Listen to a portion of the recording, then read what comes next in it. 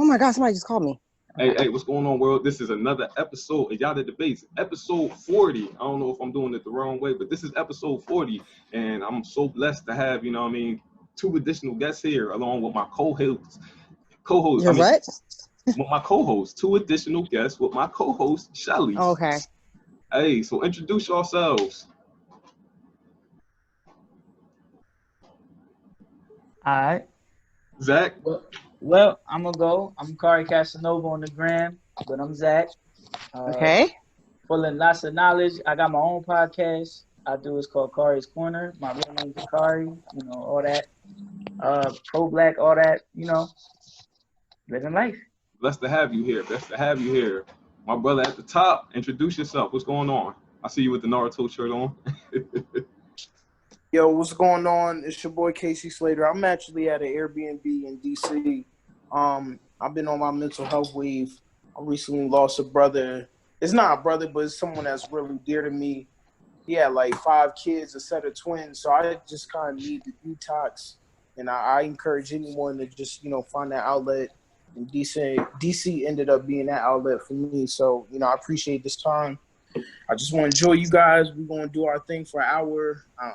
I'm trying to take notes. I got my little pen because I know all of you guys drop gems. So I'm excited about this time. And I appreciate, the opportunity. Of course. And Shelly, how you doing today? It's hot. it is scorching today. I'll tell you that shit. It's hot, but I'm making it. I'm surviving. I shipped out my first orders today, so I'm excited. Big business for me. Oh, maybe I should put a background on. Nah, whatever. It is what it is. So we're gonna jump right into this. So I saw the status a few days posted by our girlfriend Mocha saying like niggas be up at 7 a.m. sharp smoking weed, like they don't eat cereal or nothing like before that. And it kind of got me thinking about this matter, and especially during this time because I have seen like a significant rise in it, like the level of substance abuse that's going on, like to the point where it's just like I'm starting to see like certain people like consistently like that's like smoking and drinking like literally every day. You know what I mean? So it kind of got me thinking like to the point where it's just like, is this something that's just like, are we just doing this, or is this just like a coping mechanism that we using to handle all these things? You know what I mean?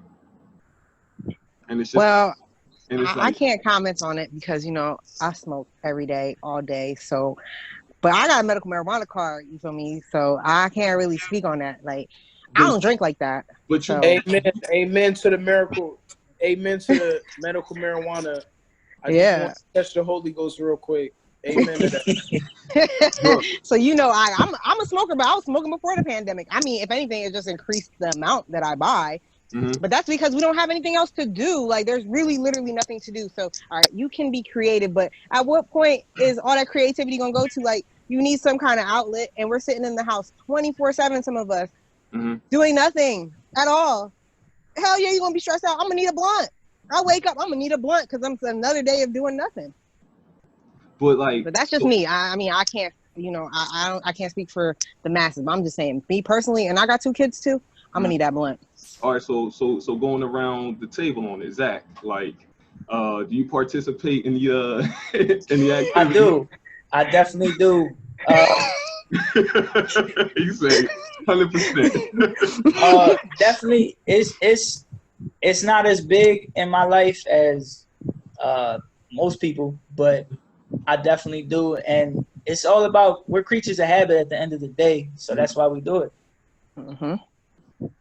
It might be a mechanism at first, but it becomes a habit. And it's hard to crack habits. And KC, when we already turned on the Zoom, you already told me I'm sparked right now. Like, so. That's real. And I say that because, I'm fortunate enough. God did put me through different various jobs and everything. And I work for the county. I used to work maybe housewives that were on Prozacs during the day. So if we're gonna have a topic about substance abuse, let's just make it broad. Yep. And we gotta do it all around. Because I know a lot of housewives that can't function with their basic office job without popping something. So Yeah, without it was like you clonopin, got to look at the Xanax. condition, and also traumatically, you got to look at how much we're conditioned to see, how much they stimulate our neural systems. We also got to factor in it's a lot of food deserts, so we often get craving that sugar. So sugar is just as much as addictive as, you know, crack cocaine in some certain sense too as well. And I went to a local bodega, and they only had one little row of water, but then they had every soda. I'm like, damn, the Poppy's coming in with this pina colada, Sprite, Sunkiss. But it's like, you know, we got to think about that too as well, and also that how they allow us to have, you know, a lot of liquor stores in the neighborhoods. When, you know, white, you know, communities and affluential communities don't have that, you know, same type of thing. You know, they're on boards preventing certain stuff like that, and it's easy. You know what I'm saying? The people I know that shoot up and kill one another and, you know, quote unquote black on black crime, they never been outside a train. So, you know, how are they getting access to that? You know, they're trying to find an outlet. I know many niggas that keep Remy bottles on them before they ever drink water. I ask my brother constantly, did you drink a bottle of water? No, but we just down 1738, 6 p.m. on like a Thursday. You know what I'm saying? So it's like, it is a mentality overall, but like, I don't want to keep it that type of narrative. We should never keep it that type of narrative. And that's just why I always encourage from you, my brother. But we always have to challenge ourselves to be better. So I appreciate you having this platform. And I appreciate everyone that's a part of it, because I'm excited to hear about y'all viewpoints. So like with that, you know, for somebody who doesn't like participate anymore, like the last time Zach kind of like threw his head back. He was like, "Wait a minute, what?" So, no, I didn't head nod. It's because I got big ass head and it was shining. I wanted to make sure y'all saw my face. I'm joking. Nah, I don't head nod. I don't head nod at all, because everybody comes from different walks of life. So yeah, I'm listening to your point. Yeah, so like, you know, like, I mean, like a couple years ago, like, you know, I was like, yo, like every day, like, you know, it was just like Zach said, just like a creature of habit. It was just being part of like the normal routine, like go to class, come back, kick it with the homies, spark up, go back to the next class, go to the caf. So for me, it was just really something that was just like, it was just a way of life. But it was, for me, it was never as like a means of like escape. Cause I'll tell you like this, like I can count on one hand how many times I've actually paid for like any kind of substance. You know what I mean? So it really boiled down to me being around those people. And it's just like, once I ended up like kind of quitting cold turkey, it was something that didn't like affect me like too harshly, because I was just like, well, like it is what it is, like, you know what I mean, like. So it's not like damn, I want to smoke. And like throughout the years, like I've kind of done it like here and there, like, you know, maybe like one time this year, 2 times that year. And I mean, I smoked on my birthday, but like since then, like I haven't, thanks to this one in the corner, she ran up on me. But like since then, like I haven't touched it, and I'm not like in the urge, like damn, I feel like smoking. So I don't know. So Zach, I kind of want to hear like your viewpoint on it. So like, what do you think? I've been blowing since I was like 15. So I'm 27 now. So it's been a while. I really feel like to stop smoking is hard. But then like after you get past them 3 days, like them first 3 days, be like, damn, I'm almost low key fiending right now. But like, but after them first 3 days, you're like, all right, this is cool. I get back to regular life. But people supplement it. Like they supplement like their real feelings or what they really want to do, and they supplement it with that. And it really kills. Like for me, it kills all my drive and motivation. Like after I did it, I'm cooked. I'm done. Yeah, that was a big part of it for me. Like, you know, like one thing that I didn't like when I was high, like I was not productive like at all. You know what I mean? Like I would try to do certain shit, but I was just hey, man, speak for yourselves, okay? I'm like, I smoke, man, I'm ready to take over the world.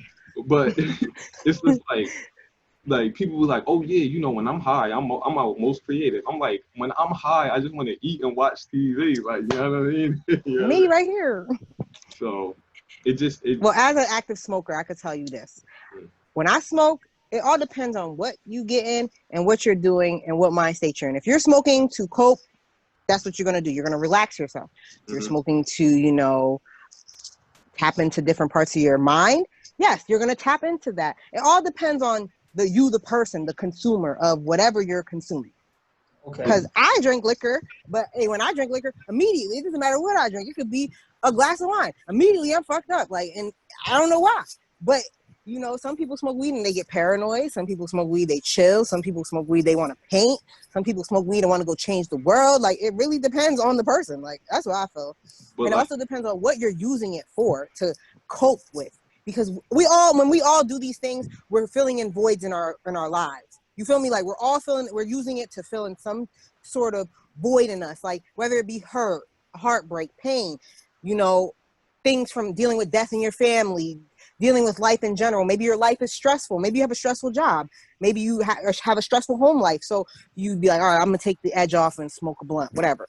Whatever you use it for, you know, make sure that you as a person can say, all right, this is a recreational activity that I'm, you know, participating in. Let me, you know, use this and utilize this time. If you know weed smoke gonna make you unproductive, smoke at night when you don't have nothing else to do. Anytime that I'm smoking, I make sure I don't have nothing else to do for the rest of the day. Or I'm going to a function where I don't have to do nothing that involves me doing things. With this, and I'm gonna go around the board and ask this, right?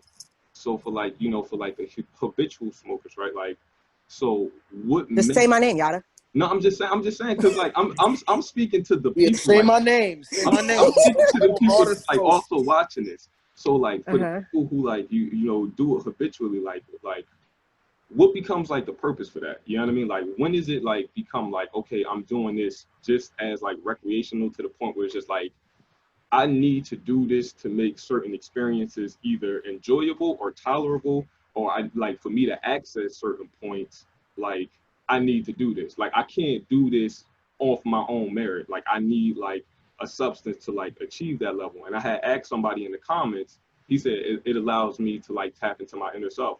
I said, and like he said, it makes me get deeper into thought. I'm like, you couldn't achieve like that same level through like meditation or like. Well, you can, but you have to remember the Native American. Hold on. I'm gonna stop you there, but go ahead. Hold on. I'm gonna stop you there, but go ahead, because I'm about to school you. Hold on.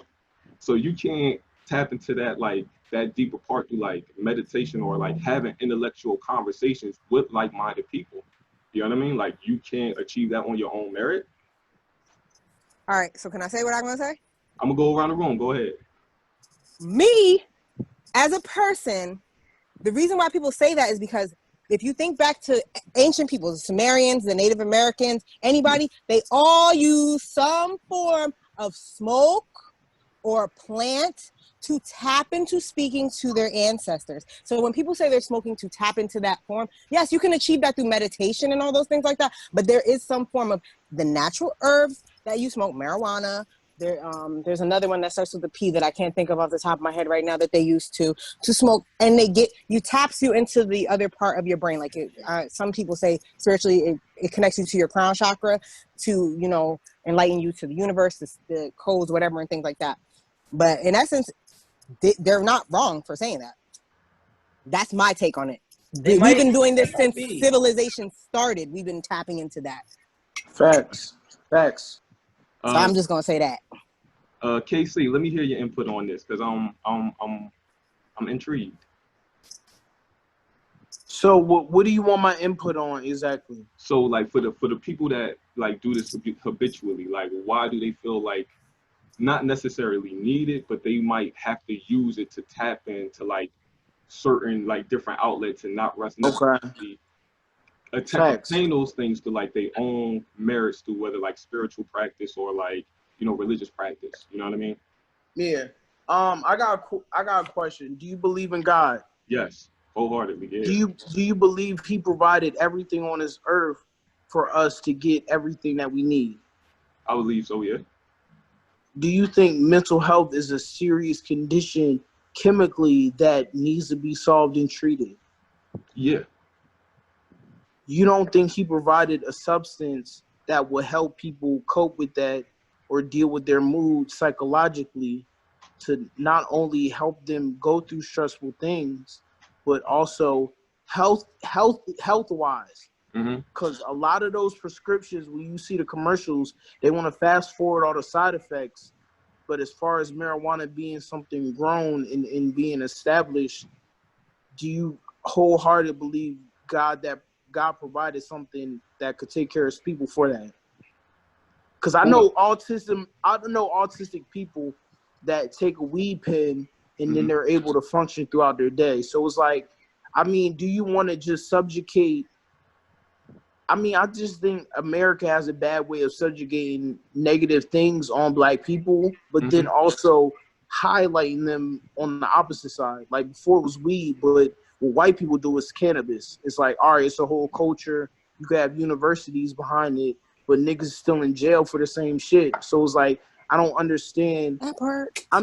So anytime people give that narrative, I just feel like that's just how you seeing a cup half empty, but I'm seeing it, all the way full, because I think now was a great time to press on their necks about the crime bill reform, to get a lot of brothers out of jail. I think now is the time to monetize. Shout out to all the Black queens and sisters, because they're actually, I think they're like number 3 when it comes to the cannabis business. Anything with Black women, you just got to invest with them. Even America isn't stupid enough not to invest in Black women, and that's how we got to structure the cannabis game. But it's like, I mean, we need to be on board.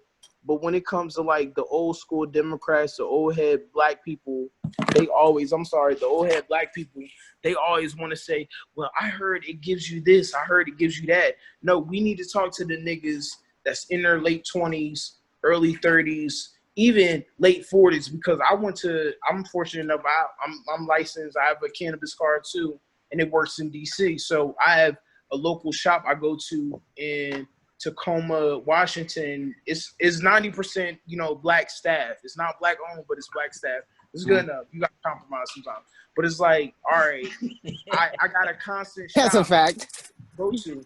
And on some real, you got to look at it. When it comes to supporting Black-owned businesses, drug dealers are always head of the class when it comes to the Black community. Whether or not we want to really acknowledge that, I support at least 3 Black people off of me just actively being a weed smoker and doing it like that. And then fortunate enough, I'm doing pro bono work with the dollar store in UN Township, and she just got her license for tobacco. She's a Black queen too as well. So I only get games from her. I only get tobacco wraps from her. If we could do the turn up nigga shit, let's do it at least in our own community. Like we want to have a clean cut when it comes to this business, but when the opposite side doing undercut shit, when you have the mafia dripped in the police and crime and all this other shit, you know what I'm saying? And I don't know. We just gotta shift the narrative and know who we are as people. Like we're unified people. You know what I'm saying? Dr. King had hitters on his team. I don't give a fuck. Yeah, he got popped at the hotel, but he had literally deacons with guns that was with the shits. You know what I'm saying? Martin Luther King. Malcolm X. He also dealt with people that's fresh out of jail that was militant minded. So it's like we gotta have open arms when it comes to all different types of people. And I think that's how we just need to view the cannabis business. Like, the shit gonna pop off. We ain't doing heroin. They pushing Percocets on our community. And niggas don't talk about that. They talk about niggas smoking weed and drinking, but they don't talk about how they conditionalize like Percocets in. Like, I don't know any nigga that can formulate a pill. Yeah, you can put some baking soda and some cocaine and make crack, but I don't know anyone that manufacture pills. And when it starts getting in the community, just know it's government orchestrated.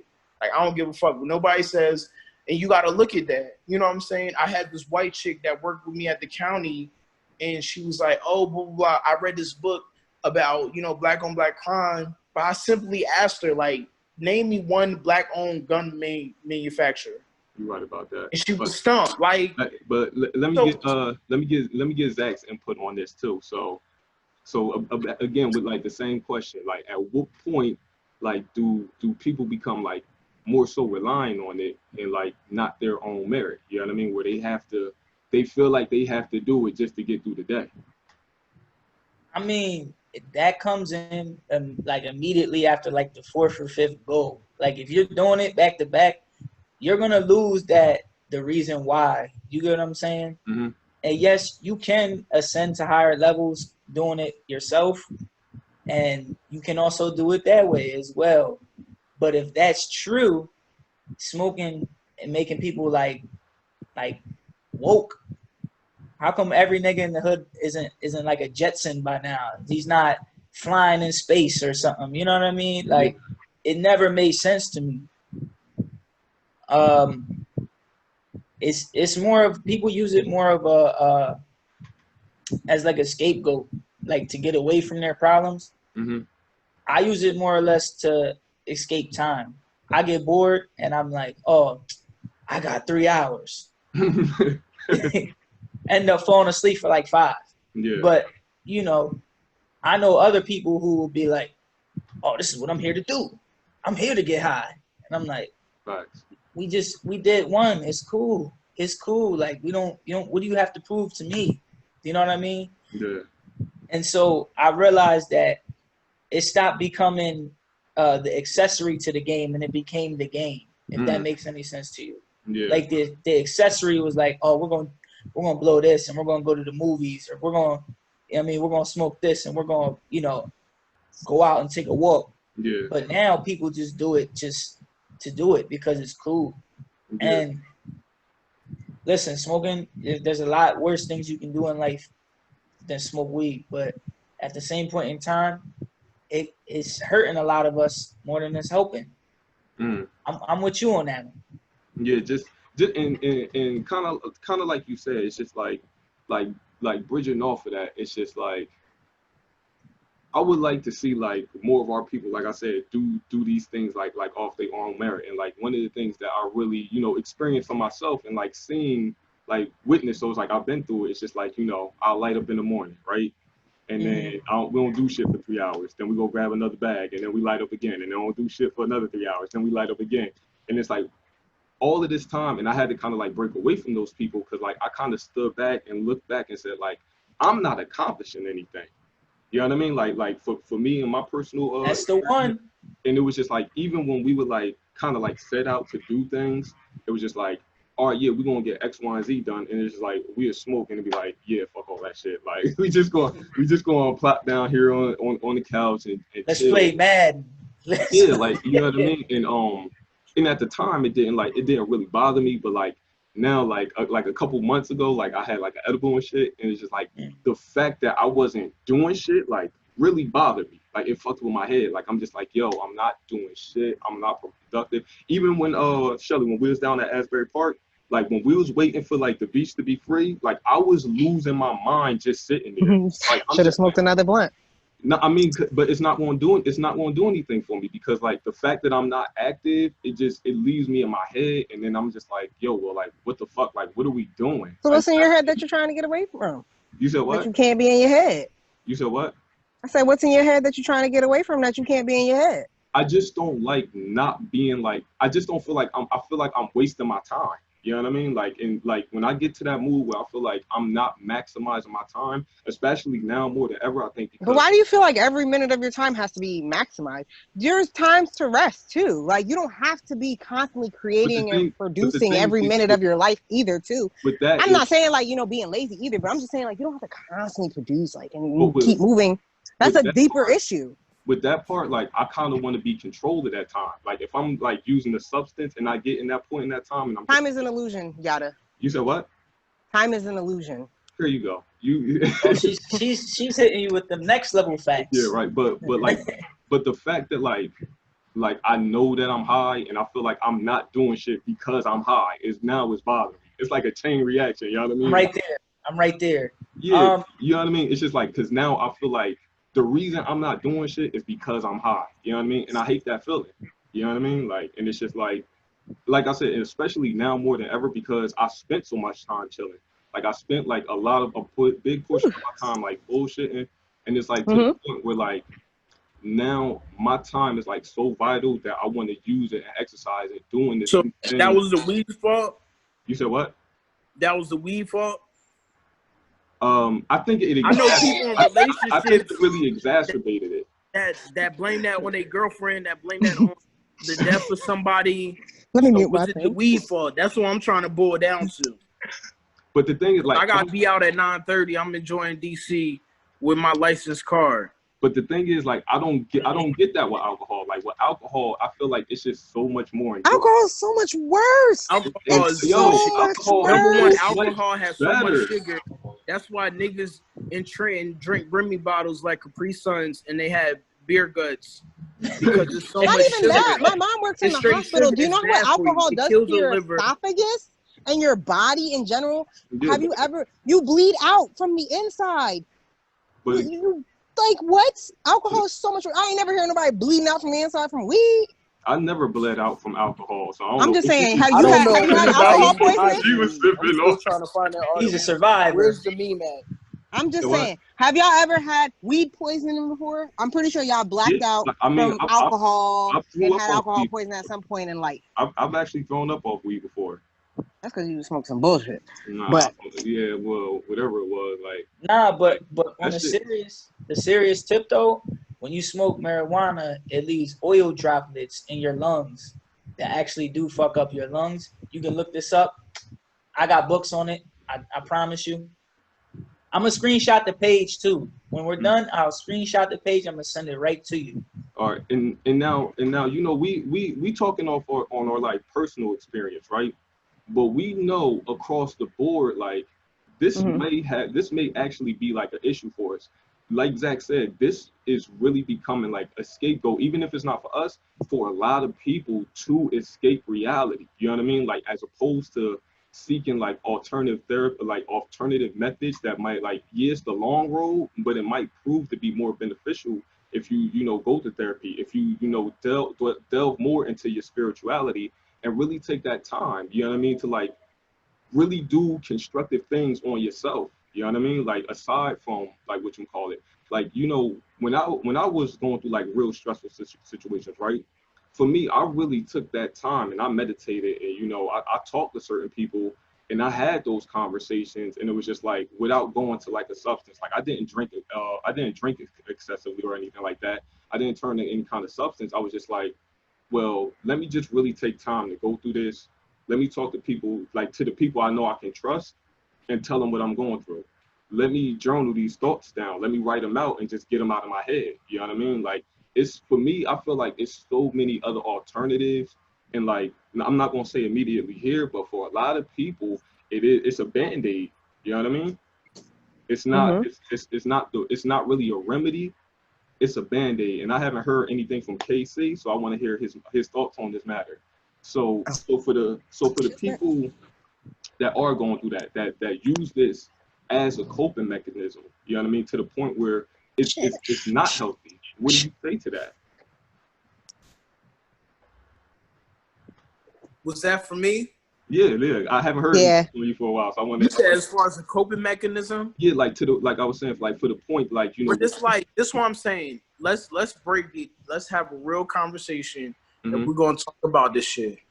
Don't just subjugate it from your experience with it. Yeah, that's what I'm saying. Like on real conversation. Yeah, for like as it being like the whole scope to the point where like you know we see. But this is what I'm saying. Hear me out, Yatta, because you my nigga. I fucked with you since 5 years ago before niggas was getting 15, 25 likes. When you got one like, I was fucking with you. I was the one. It is literally doctors and psychologists that think Black people have a greater strength when it comes to dealing with trauma. Neurologically, they think we have, because our melanin and our advancement, they think we can handle it. When you could literally compare the mindset of just a regular inner city kid, Chicago trained X, Y, and Z, to one of a Vietnam vet, and it's literally double in most cases. Because they're so conditioned to trauma, they're conditioned to their relatives dying, they're conditioned to hearing fireworks, which are really gunshots. So it was like, I don't want to get in the habit of pinpoint one certain thing to connect to one thing. I want to look at the whole scope. You know what I'm saying?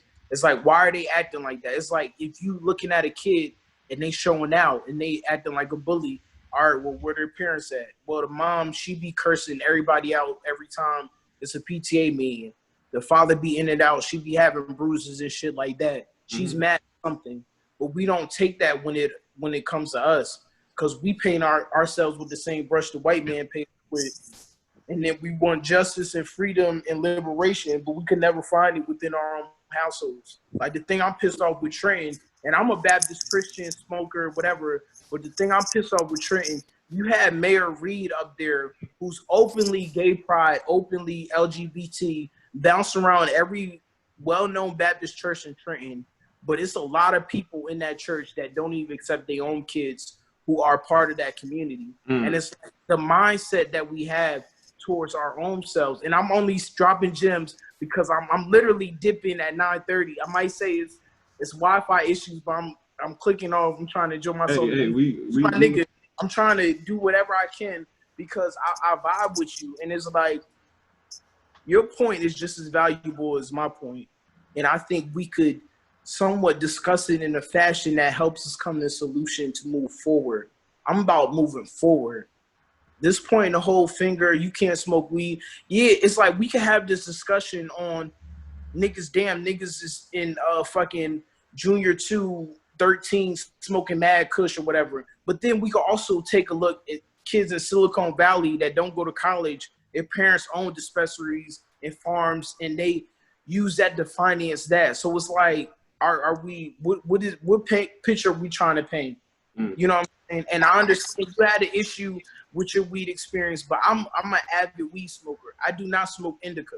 What you're describing sounds like an indica. I'm a sativa smoker. I need something that helps me high functioning because I know different people in different circles, and I need to be just at one pace, calm, patient with everybody like that. And I mean, I lost my parents, I lost my house, I lost different relatives, and it is traumatic. You know what I'm saying? Like, it is traumatic. So it's like, I mean, that's all I want you to see. You know, I ain't trying to take up anybody's time because I know everybody got their opinions on stuff. So Shelly, I'm gonna bounce this off to you, right? So, I'm here. I'm ready. Nah. So what us understanding that there are so many outlets, right? And like, you know, like. But it all depends. Hold on. Let me finish the question so you can fully get the depth. So he was saying that, you know, white psychologists saying that, you know, we should be, you know, have a stronger mental fortitude for this when it comes to, like, you know, psychological effects. Understanding this and having like the research, like, you know, we can look up these outlets. Why isn't it that like things like therapy and like, you know, meditation and like, you know, enhancing into your spirituality isn't more normalized in our community now that the facts that, like, you know, we can't say we don't know about it anymore. Like, you know, we have these outlets. So like, why aren't we utilizing them? Like, why isn't like Black people going to therapy more like normalized? Why isn't it more, like a more? You ready for me? Yeah. Oh, okay. I'm gonna tell you why. Because in the Black community, it's stigmatized for us not to do therapy. Our parents taught us from younger, don't go talk to them people. You're gonna get taken from your home if you do. So we don't believe in that. Church is the answer for most people growing up.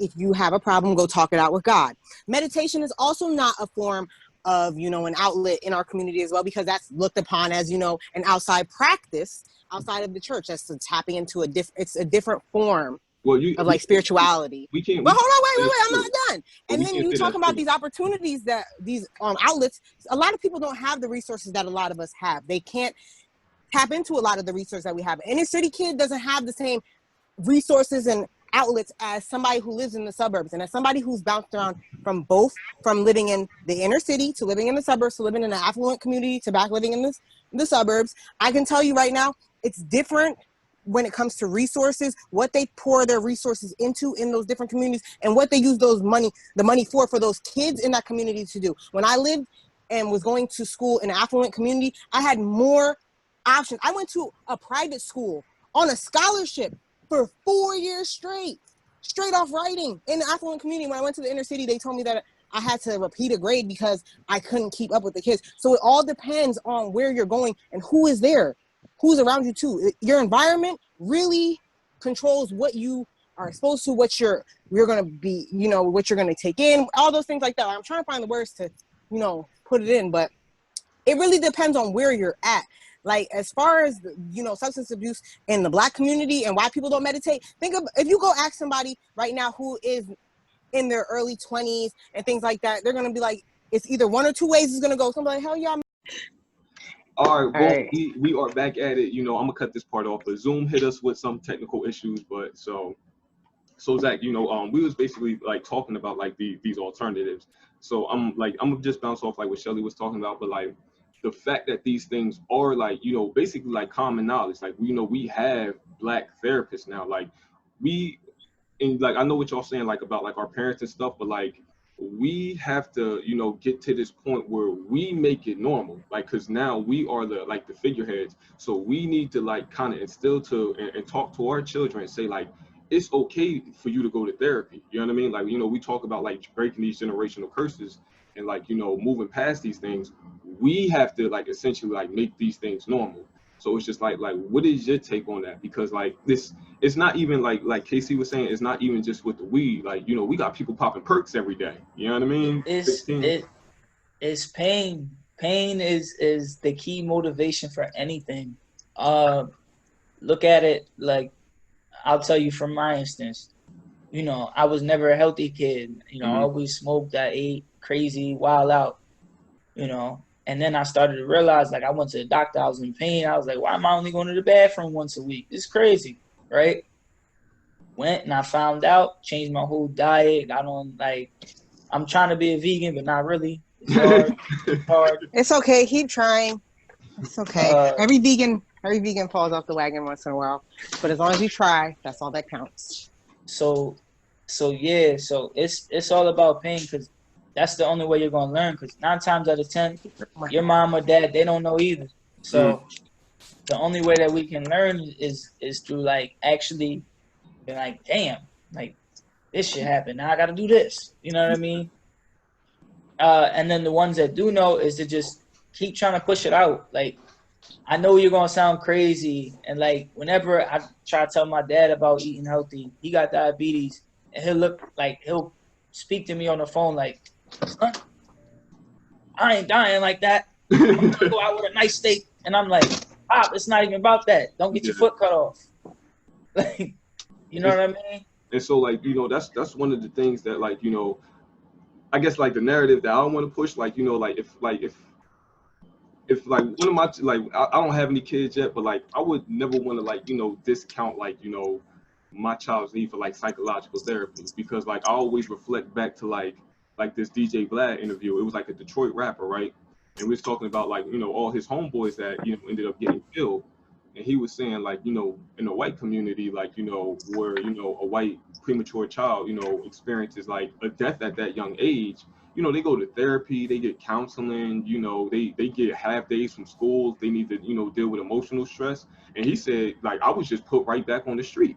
You know what I mean? They shot me up, patched me up, my homeboys got killed, they put me right back on the street. Then my other homeboy got killed. So like, that's what I'm saying. It's just like, you know, when we start getting to a point like that, and we still got to look at like, you know, the violence that's happening in our communities. It's just like, you know, of course, like, you know, like we got like a shitload of like racial injustices that's going on, but it's just like at the same time, like we also got to like fix the stuff within ourselves. Like, you know, it's the myth of like, you know, black on black crime, but it's just like, I hated to see that like we was out there protesting the death of a black man at racial injustice, and then 2 days later, somebody in my community got shot.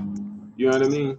Like it's just like, don't use that as a correlation, you know, because he got killed by someone who's sworn in to protect and serve us. When people get killed in our community, the justice is going to be served one way or the other. You feel me? Like in our community, that's why I tried to dispel black on black crime. I really try for us not to use that narrative against anything. Like if we're going to protest these injustices, there's still laws out there that do not apply to us, and we're supposedly Americans. So that's something we need to focus on. Don't focus on the community killing each other. But the fact is, like, it's something that we still also have to address. You know what I mean? Because like we can't act like that it's not a plague on our community as well. I'm not going to say like, you know, that it is, you know, black on black crime, but like the fact that like Trenton has just like surpassed like its previous homicides. You know what I mean? Like this year, like we've surpassed like our previous homicides. It's just like it's a point to the time where like we got to start stepping away from that as well. You know what I mean? Like, and that's Homicides are homicide. They're gonna happen whether we're white, black, Asian, I, whatever. People are gonna kill each other. Nah, but you can change that narrative. You can change like, it. we can't say that like, oh, we can't do nothing about it, because you can do something about it, but don't say it's just is, like one thing. Like, yeah, but I mean, everybody kills everybody. White people kill each other for life insurance. So are we gonna change that narrative? Like, y'all can't. Y'all can't get that with me. Like, I'm never gonna get jiggy with that. But I mean, but the fact is, like, it has to change. Like, we can't keep allowing this to happen in our communities and just like and be desensitized to it. You know what I mean? We have to say put the guns down in this society. Like, honestly, like, we've been saying put the guns down since the 70s. It's time to do something else.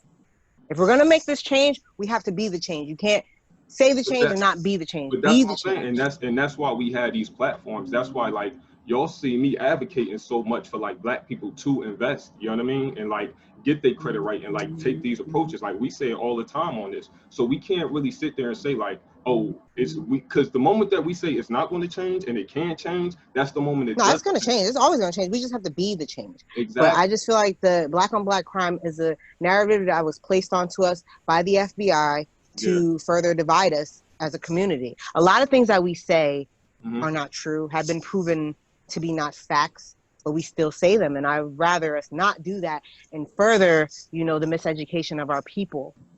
Murder is murder. Homicide is homicide. I know, but what I'm saying is like killing each other, but they go to jail for it. This is the difference when the police are doing it. They don't go to jail for that. They get paid and they go about their. I know, but we also understand that fight, and we are currently fighting that battle. But like the one I'm talking about is just like we can't say like just because like this is happening that that this isn't an issue. It still is an issue. Like we as a community like still need to understand our finances better. We still need to like treat each other better in this community. We still have to take like personal accountability, and like because we understand that this system is not going to do it, that we have to teach our children better. We can no longer rely on the system because we know the system is against us. So we have to take charge. We have to be the ones, like you said, to make that change actively. So we have to start offering resources to our youth so that they don't have so much free time. That's another thing. If we're going to be the changes that we have to make these things openly and readily available for these kids. And honestly, like I said, since I've bounced around from all these different communities, when I lived in Trenton, when I actually lived in the city of Trenton, a lot of the mindset that I've seen out there is a lot of people don't have anything to live for. They live to die. They're living to die. Like majority of the people that I've run across out there were living to die. They didn't see anything outside of being in Trenton. They didn't ever leave the city. They didn't want to leave the city. They had no desire to see anything other than, going to whatever was the latest function or spot at the time, getting lit and things like that. And like, with me, I'm the type of person, like, I always try to spread knowledge to people. Like, there's so much more than this. It's like, even here in New Jersey, there's so much more. You can go to a sunflower patch in New Jersey. You can go to anywhere, blah, blah, blah, like all these different places. But, it's something that's embedded in them from when they were younger. Because if you look at the public schools in Trenton, and I'm a parent, so I have kids who went through the public school system in Trenton and now the public school system in Ewing. The school system there treats those kids like they're animals. Go to a school in Trenton, and you work at a school, Yatta. The school is fenced up. You have to go through a security. That's like going to jail. You go through a security clearance to get into the school. At Noel School now up here in Ewing, I could walk into that school freely. There's no gate around the school. There's no barbed wire around the school. It's a school with a playground. Majority of those schools, they don't have even a playground. The school that she was going to didn't even have a playground. It just had a fence around it. So Zach, let me ask you this, like the fact, but so like I said, in 2020, the fact that we have in this conversation, what's stopping that change, that progression? This is easy. Right in the mirror. Everybody just taking a look at themselves. For real. You don't need weed to solve all your problems, although I do advocate for it. You don't. He's not lying. You don't need it to solve all your problems. In fact, it should only be used as a fun or enlightening thing. It's when you use it out of context, that's when you start to build those addictions and things of that nature. Because once things become habitual, then it's even harder to crack. Yeah. So it's like we just got to really take a look at ourselves. And, you know, as far as all those other issues and stuff, you know, with the black on black crime, I'll speak to it this way. I feel as though if people really would put the blunt down and try to understand more, I think it would be twice as good. I feel like, but when you're weeded, it only puts you in a certain vibe. You know what I mean? Yeah. Puts you in a trance. Yeah, it does. I almost got snuck when I was high, so I had to stop blowing at the job because of that. It was vicious out here. Yeah. But it puts you in a trance. That's why you shouldn't do it if you're, you know. I always say if you're gonna do any type of recreational activity, consume responsibly. Yeah. But how you consume responsibly for trees, though? I just ask. Consume at home. I'm just saying, consume at home. You feel me? Or like, you know, if you're about to go out, consume before you go out. By the time you get to the function or whatever, your buzz is probably gonna be gone. If you enjoyed the ride there, like I'm a person that enjoys like the ride and view when I be going out. So like I'll smoke before I go places. Y'all know me. I'm rolling up right now, but I'm just saying, like, you know. But I'm home. I'm not going anywhere. There's nothing else for me to do. But earlier in the day, you couldn't catch me with a blunt. But even like straying away from the weed, like even to the fact, like, you know, drinking.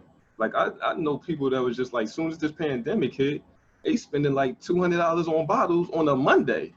Like, you know what I mean? Like for me, like I look at that and I'm just saying like okay, what's going on here? Like, you know what I mean? Like it's people needing that escape, but at some point you got to ask yourself, like, what are you escaping from? Can not only what are you escaping from, but like when you see somebody else doing better than you because they're not escaping and they're actively living in the now, you can't hate on them. You know what I'm saying? You can't, because you had the same opportunities, you blew it away. Yeah, and I mean, for me, like, I think my biggest thing is just like a personal accountability. Like you said, like, you know, look inside yourself and make that change. You know what I mean? Like we can't all deny that we don't know right from wrong, right? Like we can't sit here and say that we at the age of, like, you know, complete ignorance. Like, you know, we know when we doing some fucked up shit that shit hit our gut. You know what I mean? It's just like, yeah, I probably shouldn't be doing this, but your intuition.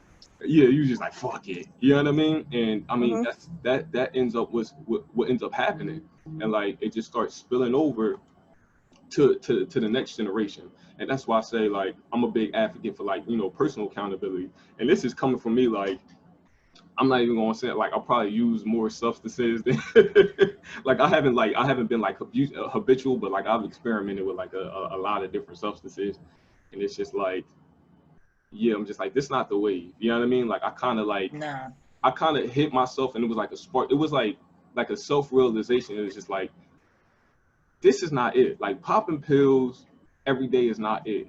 Waking up, like drinking every night is not it. You know what I mean? It's not, for me, it's not fulfilling. You know what I mean? And then, like, if we want to talk about like the financial aspect of it, like think about like how much money you spend on bottles. Like that's, if you want to experience life, like that's a plane ticket, that's a trip to Dorney Park, like that's a Uber to the beach, like that's a Cirque du Soleil like experience. Like that's all about perspective, though, Yatta. Yeah, some people don't think about that. You said what? That's all about perspective, people's perspective. You could spend the same amount of money you spend on, like, all right, let's say a quarter weed, like $60. You could buy a ticket to go somewhere. Right now, there's tickets going to mad places for that. Yes. Shit like that, but it's all about the person's mind and perspective on things. Which is what we trying to do. Which is what we trying to do here on Yatta Debate. we want to like really open up that dialogue, because, like, you know, again, for, like I said, for the people who are using it as a coping mechanism, it's a band-aid. You know what I mean? And then they wake up and they fucking miserable, and they don't want to admit that, and they say, well, I'm gonna just hit the bottle. You know, I'm angry, so I'm a pop. Oh my God! Hold on, there's a big ass bug here. Okay, all right. Oh my God. I don't know what just happened to it. So like for the people that are using it like as an escape mechanism, like that's not healthy. You know what I mean? Like, even in the sense that, like, you know, I'm bored just like everybody else sometimes during the pandemic, but mine's just like, oh, like and my thing, like, is I never even like really enjoyed drinking by myself, or like, you know, just smoking by myself. Like I always needed like a crowd around. Like it was just like, especially like because I knew I wasn't going to do shit when I was high by myself, like except eat. So, like she said, it really boils down to like perspective, except for like a people that like constantly see that destitution, and they may like if they not happy or they don't feel like they successful, and they feel like that's just like the quick escape. Like that's and it always leads to you getting more frustrated in the end. Yeah. And that's what nobody is willing to speak about, because it's like once you come down from being high, you still got them same problems. That's what I'm saying. It's like you put it to the side for a moment, but like you still got to come back to it, and that's the point of like that I feel like I want people to get to, that they can do that self-reflection and say, you know what, I'm not gonna do it today. Like I'm gonna confront what I gotta do now. You know what I mean? Like I'm gonna look at myself now and say, like, damn, I am going through this. Like, and I tell people that all the time. Like when they go into like meditation and shit, I said, ask yourself the hard questions. You know what I mean? Like don't bullshit yourself. Don't sit there and try to lie to yourself and say like, oh, it's this, it's that, it's that. Like say like, nah, like I'm upset about this. You know what I mean? Like this is hurting me. This is pain to me, and I'm using this as an escape. You know what I mean? Cause like quite honestly, like I used to do the same shit. You know what I mean? Like I'm like, all right, yeah, I'm pissed off.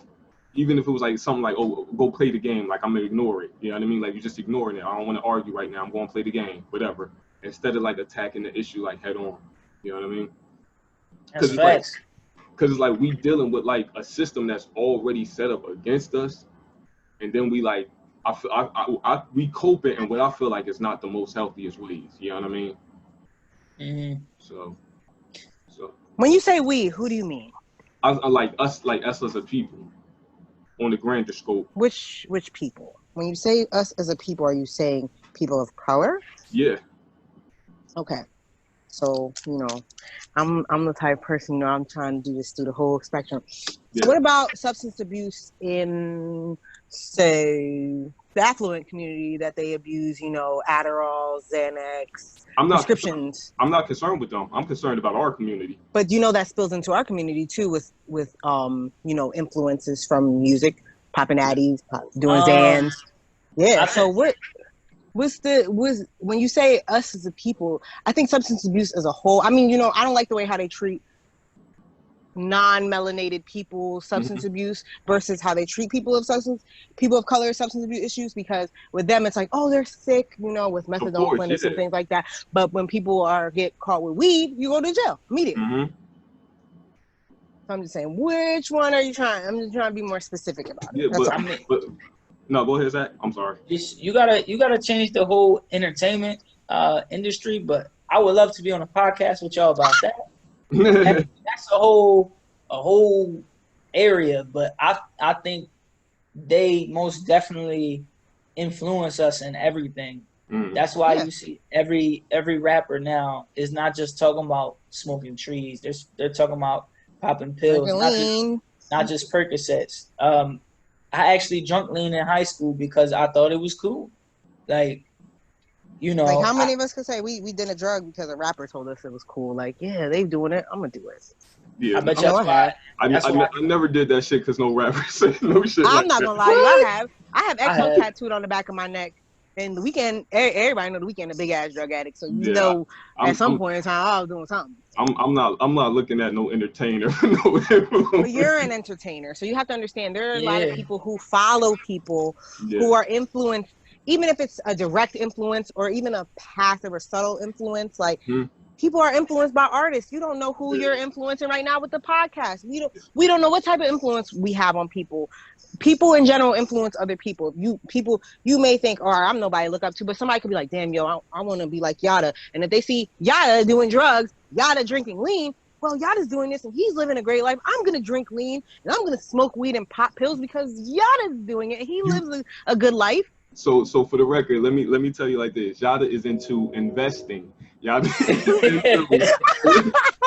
into spiritual growth through God and meditation. Yatta is into writing. Yatta is into expressing his creative outlets for the people I'm influencing. That's what Yatta wants you to do. You know what I mean? But I'm just saying, like, all right, think about Juice WRLD. He said Future was one of his biggest influencers like in the industry. And what does Future talk about? He has a whole album called Cody and Crazy. You really want to be technical. And what did Juice WRLD die of? An overdose. So, I'm just saying. But you saw that coming. Come on. I mean, we all saw it coming, but I'm not saying. So, but I mean, and that's why I say, like, it's, for me, it's important to change the narrative. And that's why, like, even if the message isn't like quote unquote popular, I put it out there because I want people to be exposed to it. I want people to like really be, because like you said, because they have all these other outside influences and they don't have nobody else telling them something different. I want to tell them something different. I'm like, yo, like I tell you, and that's what you should continue to do, Yatta. Y'all know me, like I was annoying them to hell about like investing. I'm like, yo, sign up for this, invest in that. Like, but guess how many people have started investing because of you saying that, Yatta? You know how many people come up to me because they're like, oh, I seen you guys on the podcast and I looked up some investing apps and things like that. That goes down to influence, and that's another thing that affects people of color because a lot of ads and things are targeted directly at us. Look at certain McDonald's commercials. Look at certain things that they target directly at us. When you do ads, they target us directly. So you have to think about people who don't have certain access to certain things and knowledge and things like that. They're going to see what they see. They're going to be fed that daily on a daily basis. So again, for my people that's viewing this, you know, follow influential pages that are the change that you want to see. Follow successful Black moguls. Follow, you know, successful Black bloggers. I follow Black Wealth Renaissance, Jay Morrison, Greg Parker, Angel. You say this every time. Huh? I said you say this every time. Exactly. Influence.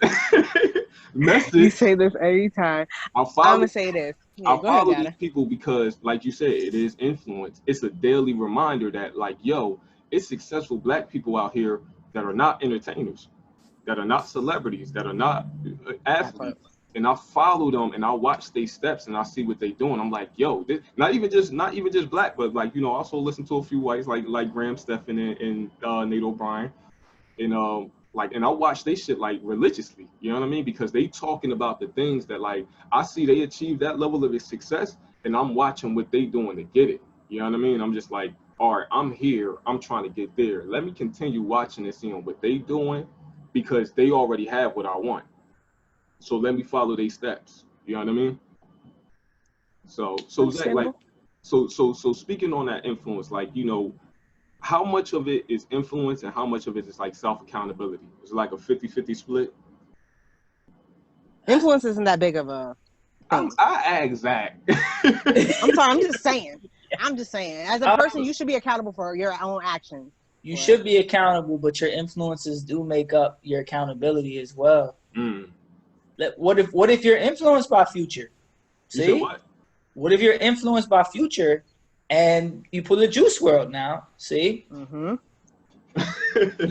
just, you know, that's why I'm saying we have to be conscious of what we are consuming on a daily basis, as far as people that we follow, messages that we receive. Like, I see people complain about their timelines and stuff. Change the things that you see on there. Facts. Change who you follow. Change who you want to see. If you don't want to see arguing, fighting, and people, you know, doing violence and stuff like that, change your timeline. Mine is all numerology, astrology, and everything like that. You follow anything shit too.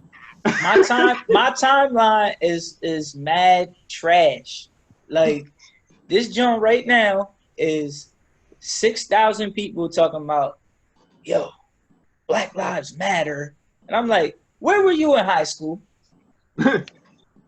Where were you? But yeah. So it all depends on what you consume on a daily basis. And if you ever do become a parent, you have to think about the things your kids consume too. YouTube plays a big influence on kids. Yeah. What they see, what they say, what they repeat. Because you can, all right, let's think about it. Our parents probably told us a lot of important moral shit that we take on to our, but majority of the stuff we learn through our friends. We learn through school. We learn through influences through people when we went places, parties, whatever, and basically in life. So, you know, it starts with ourselves. How disciplined are you as a person? Mentally. So I'm looking at the camera because I'm talking to the viewers right now, right?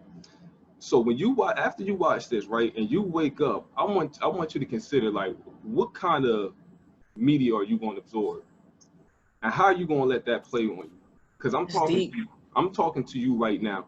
What do you, if you're not happy in your situation right now, look and say like, okay, where do I want to be? How do I plan to achieve that? Is the things that I'm looking at right now, is that allowing me to get there? Is that influencing me to get there? Is that information that like I can utilize, you know what I mean, today, you know what I mean, and build it up tomorrow. I even tell you like this, like influence is so strong, and y'all right. Being around my uncle selling hats, right? I've actually gone up to New York and spent money on my own investment and made my money back in the weekend.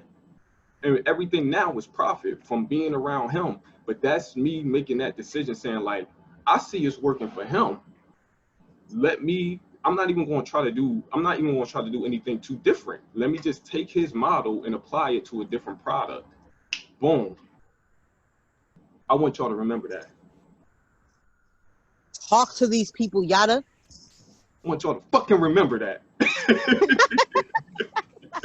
I was gonna say talk to these niggas, but I didn't know if that was gonna be a clip or not. I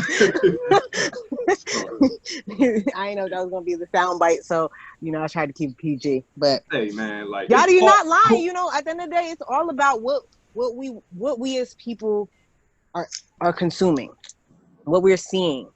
And if you can be that person, yeah, it's annoying to be that person. Like, Yatta, you annoy the fuck out of me sometimes. I ain't gonna hold you. But, honestly, I'm annoying. since being around you for this year, because it's going to be a year in about... it's already been a year. It's already been not for you. For me, I came on after the 4th of July. No, you didn't. So which one? I just had the... Oh, you shared it? Yeah, I just had the memory thing from, like... Okay, so I forgot. That's that weed. But, yeah, it's been a year, and working with you directly has sharpened my entrepreneurial skills and everything like that. So it really depends on who you're around. Like, for real, it really does. It really, because if you think about friends who want to keep you in the same place versus friends who want to elevate you, you have to think about it. All starts from right here, and then it spreads out to your friend circle, to your work circle, to your life circle, to boss people that you're around. Like, I remember around people who now own stores, who now are starting up stores. You seen I went to the boss movement thing in February. Like, I go around women who either have businesses started, had a business and, sold it, whatever. And it's all about who you're around, because we really are influenced by the people that we're around. As much as we want to say it or not, directly or indirectly, we're influenced by the people that we're around. Whether it comes down to smoking weed, because if I'm around my friends who don't smoke, guess what I'm going to end up doing? Eventually, not maybe the first or second time, I'm gonna end up drinking. Mm-hmm. If I'm around my smoker friends, we smoking. If I'm around friends who don't do anything, I'm not doing anything. I'm chilling. It really starts with the person. Like, what do you want to be around? What do you want to be exposed to? What do you want from your life? Like, What do you want? If you want to be around people who meditate, who burn sage, who go to therapy, because I'm an advocate for therapy. You know that, Yatta. Shit away from me though. Whatever. That I'm an advocate for mental health and Black people in the community getting mental health, because working in the mental health community, it's disproportionate when it comes to people of color seeking mental health treatment. When the only time they get mental health treatment is when they act the fuck up in school and they go for a psych evaluation to get back into school to see if they're deemed fit to go back into a school society. And that's the end of that. They go there, they get written off as whatever, medicated, and then they go back to wherever they're going. So Zach, and then they either cost too much or whatever. So Zach, I want to get your final thoughts on this before we get cut off again. So like, talking about like, this whole substance abuse and like, being influenced around the people around it. Like, what do you want to say to people? You know what I mean? Because this is powerful right here. So only thing I'm gonna say is literally live your life. You know what's the best for you, and you know what's not good for you at all. You get them gut feelings. You don't have to smoke every day. If you smoke every day, then that's not who you are. You know what I mean? Stop running away from who you are as a regular person, boy or girl. Be what you want to be. You can do it. Just got to put them vices down. And that's what it's about, man. Just put the vices down, man. That's all. That right there. Put the vices down. So, for everyone, like, for real, like, I know I'm going to have to, like, chop this up and make this, like, a whole episode or a 2-part episode or whatever. I'm going to make it a whole episode because people need to hear all of this. I want people to listen to this and really walk away with something like for real, for real. So Zach, I appreciate you being here. Casey, no problem. Unfortunately got kicked from the meeting because we met our 40-minute time limit. But y'all look at this bug. What the hell is that? Y'all don't hear it? I don't hear it, but I see it. Nah, he lives there. It's cool. I can't even go back in my house. It's over now. So this has been another episode of Yatta Debates.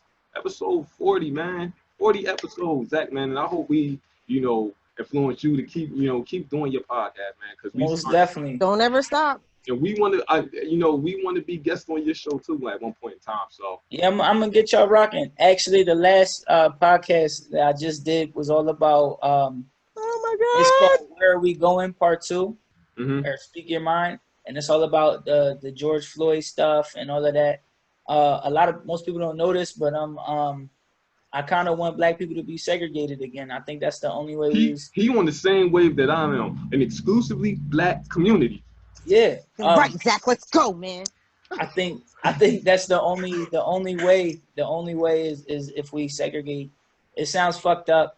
We could be Malcolm X said it best. We could be social with them. We could party with them. You know what I'm saying?